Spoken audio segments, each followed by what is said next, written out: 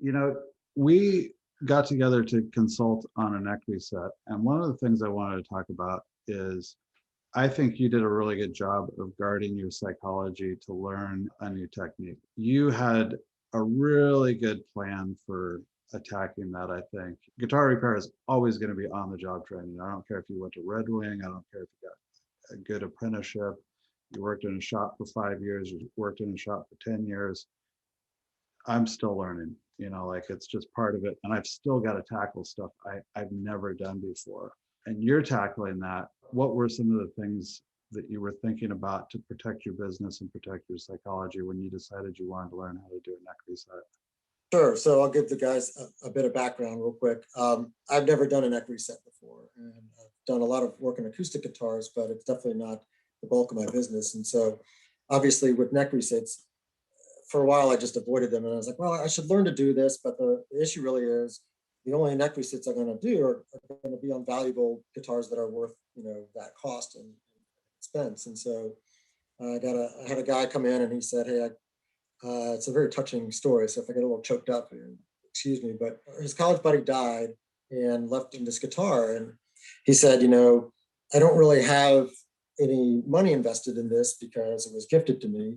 So I want to put whatever money is necessary to get it playing really well. But clearly this guitar meant a lot to him.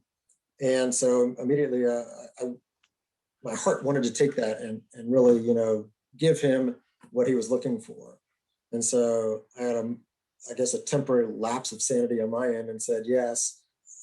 So he says, yeah, I want the neck reset. I want new frets. I want a new saddle and a new nut. And I said, great. Immediately I'm thinking, what's my bailout here? If I can't get this done, he seems like a really nice guy. He actually knows a neighbor of mine, they're buddies. And so he came to me with a lot of, kind of good energy. And so right away I decided, well, I'll give this a shot. I think I could do it. I've learned to do a lot of things to this point. I know I can't do it by myself. So I've watched lots of videos and read about them. So I kind of knew generally what I was into. And then Ian, you kind of filled me in on the rest, that it takes at least 10 before you can make any money at it.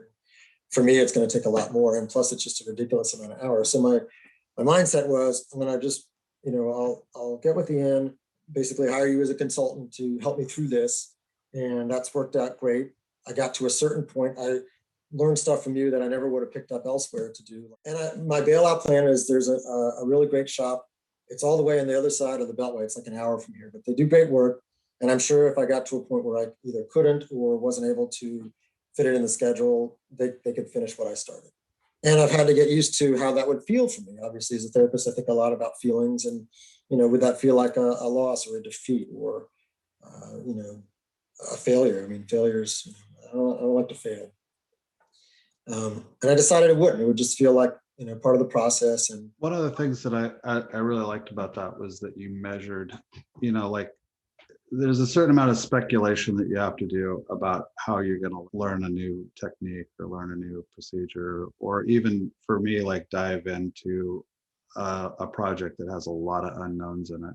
Everything about an acoustic guitar is a variable. The wood stiffness, just like it's just a big X, So what I really liked about how you tackled that was understanding that you weren't going to I'm going to learn neck resets. So the first thing to do is take in 10 of them and just plow through, plow through them, I think that's a good example for how people should take in a speculative job, have one in your workload, front load it with a lot of caveats, backload it with a lot of people that you can count on if things go sideways, all of that stuff, I think was a really good way to think about how to do that.